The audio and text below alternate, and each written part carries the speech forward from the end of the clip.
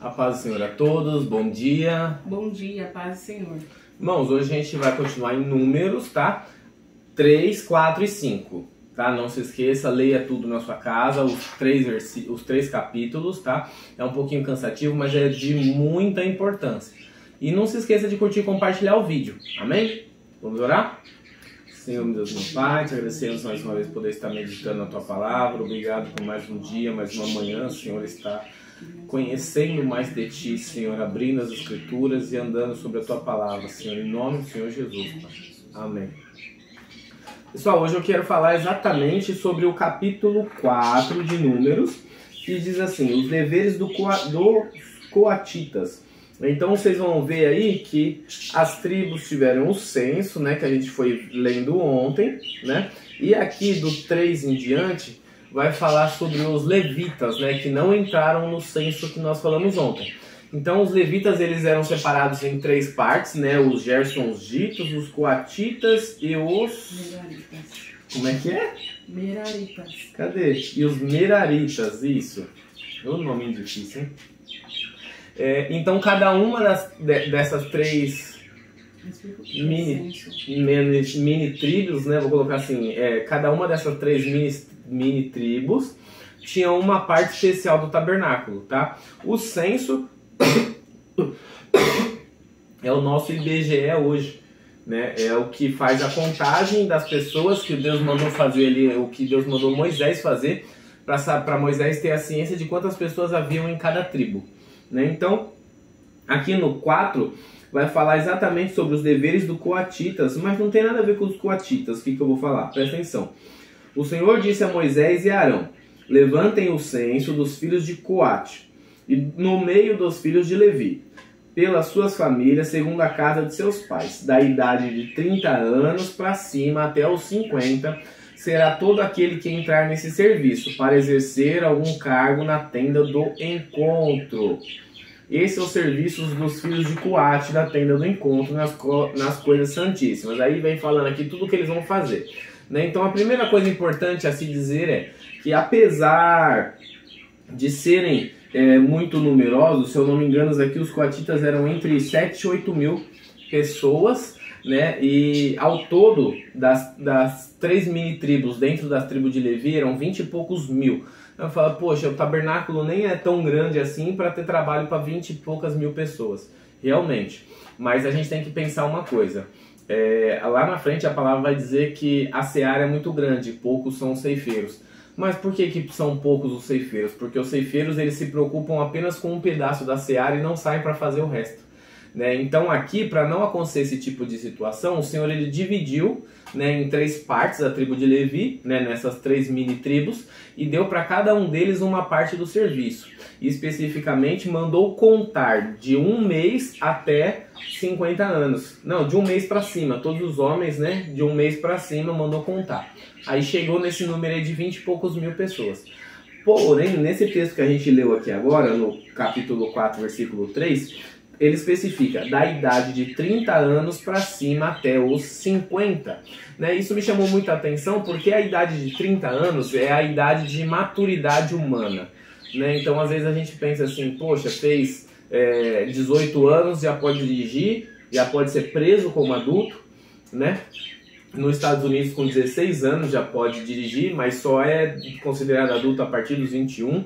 Mas aqui nos serviços para Deus, a maioria são a partir dos 30. Né? Deus tem algumas,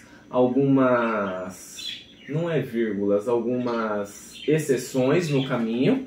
Né? Tem algumas exceções no caminho, assim como foi com Jeremias, assim como foi com...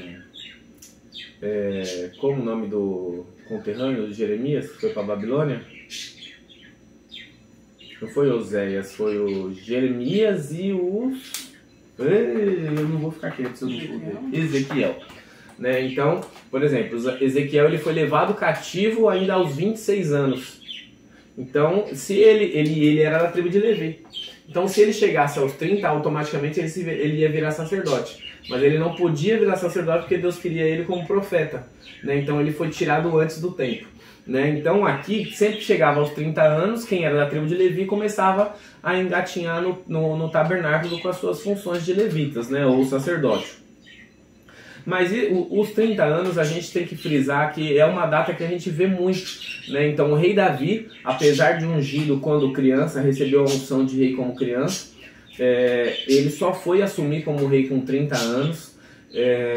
O próprio Jesus começou seu ministério com 30 anos, morreu com 33,5, depois ressuscitou. Então algumas pessoas foram exceções, mas a grande maioria assumiu com 30 anos os seus serviços, né? O próprio José, né, que é antepassado dessas pessoas aqui, que foi quem levou Israel para o Egito, só se apresentou a Faraó com 30 anos. Então ele chegou lá com 17 anos no Egito, ficou 13 naquele processo entre prisão, Potifar e Faraó, para se apresentar a Faraó com 30. É até algo engraçado, né, que a gente vai falar assim, poxa, mas o copeiro, ele não reconheceu o sonho do copeiro lá na prisão já, e o copeiro se esqueceu dele.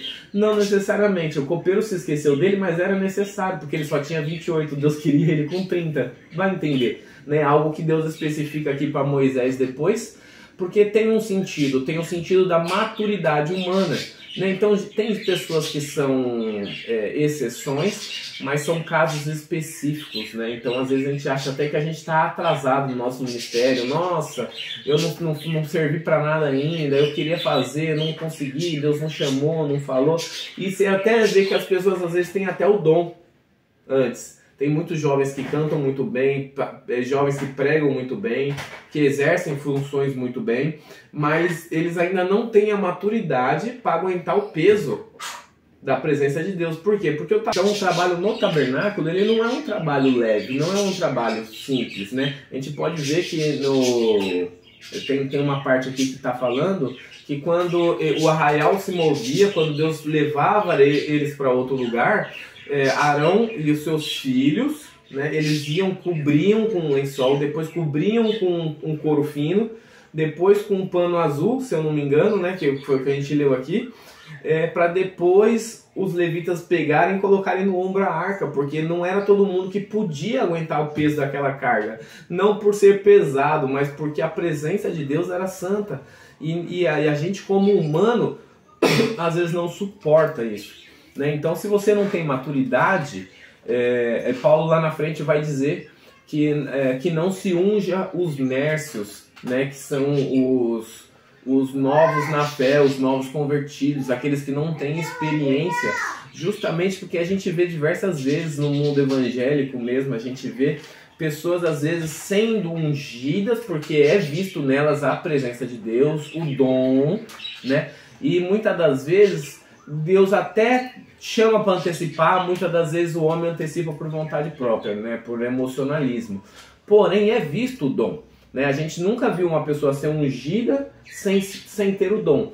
Porém, às vezes, se a pessoa não tem a maturidade que Deus especifica aqui, é muito provável que essa pessoa não suporte o peso e acaba pecando, né? Porque ela ainda pensa, como Paulo diz, com os pensamentos de menino, né? Quando eu era menino, eu fazia as coisas de menino. Quando eu virei adulto, eu faço as coisas de adulto, né? Então, quando não se tem essa maturidade, a gente acaba falhando na presença de Deus. Quer acrescentar alguma coisa aqui? Não. É algo muito específico, né? Na maioria dos casos, na maioria dos ministérios, não ministério de igreja, ministérios pessoais particulares, a gente vê que após os 30 as pessoas deslancham muito mais. Mas isso às vezes porque a maturidade é maior, né? Hoje a gente tem a mania de dizer que existe uma eterna quinta série nas pessoas, né? Nos homens principalmente, mas a maturidade é diferente. Então, se não se assume uma maturidade, porque isso é uma questão de escolha também, né? A gente às vezes não consegue exercer aquilo que o Senhor chamou a gente para fazer e acaba falhando no meio do caminho. Porque o homem até deixa você ir para a seara, mas se você não sabe manejar a foice, a seara é em vão. Né? Não sabe manejar a espada, você vai acabar prejudicando futuros ministros, futuros levitas do Senhor. Quer acrescentar alguma coisa? Ah, só que isso aconteceu comigo, né? Eu me sentia muito Com frustrada. Você entendeu? Sim. Eu me sentia muito frustrada porque o meu chamado não acontecia, né? O meu ministério não acontecia.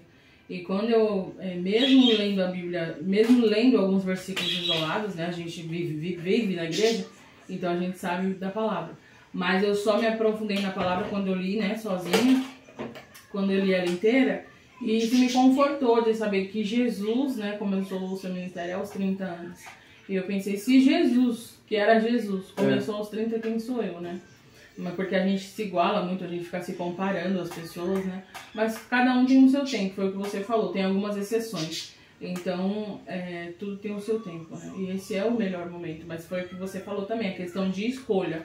Não era uma varinha mágica que, fiz 30 anos e deu tudo certo. Não. Sim. Você precisa também assumir essa responsabilidade, assumir esse posicionamento e buscar mais e mais a Deus. É que é um peso muito grande, né? Se a gente for olhar, por exemplo, a vida de João Batista, o ministério dele começou desde o ventre, onde ele foi batizado com o Espírito Santo.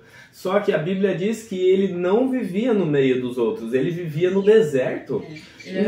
Imagine uma criança de 10 anos olhando as outras crianças de 10 anos, enquanto ele está aqui apontando para os adultos e falando: vocês são uma raça de víboras, se convertam, se arrependam dos seus pecados, com 10 anos, enquanto as outras crianças estão jogando bola na frente dele. Então isso não dá certo, fica meio confuso, porque querendo ou não ainda é uma cabeça de criança. Aí você vira adolescente, tem a fase da malcriação, aí você passa por 18, 20 anos, já tem aquela fase de começou a trabalhar, quero carro, quero andar com meus amigos, quero sair. Então é muito complicado. Se a pessoa tiver essa maturidade destacada, a gente vê que o Senhor ele chama e ele bota para trabalhar mesmo. Mas tem gente que não. O próprio Jeremias não tinha essa maturidade destacada. O próprio Jeremias olhou para o Senhor e falou: Senhor, eu nem sei falar, eu ainda sou menino. E aí o Senhor repreendeu, ele falou: não diga sou menino, só abra a boca que eu vou te usar. Mas Jeremias viveu num tempo diferente, ele não tinha um tempo ali para brincar como criança, porque Israel estava sendo tomada, né? A cidade ia ser sitiada porque eles iam cativos. Então ele não tinha esse tempo, ele tinha, né, ali uma obrigação para fazer, porque ele já era também da tribo. Então eram algumas especificações, né? Por isso que é muito específico, né? Quando o Senhor ele chama mais novo, né? Tem as suas grandes exceções, né? Porque aí a gente vê grandes milagres acontecendo através dessas pessoas. Mas é por aí, tá bom? Por hoje acho que é só, né? Amém? Vamos orar? Senhor, meu Pai, te agradecemos mais uma vez, Senhor, por nos ensinar, Pai, que há um tempo determinado para todas as coisas, Senhor. Estamos, Senhor, abertos aos ouvidos, Senhor, para ouvir a Tua palavra, nos chamando, Senhor, para a seara. Senhor, não nos deixe, Senhor, enroscar na seara do vizinho, Senhor, na seara dos nossos próximos, mas nos direcione, Senhor, para uma seara, Senhor, satisfeita aos Teus olhos, Senhor, em nome do Senhor Jesus. Amém. Tchau. Tchau.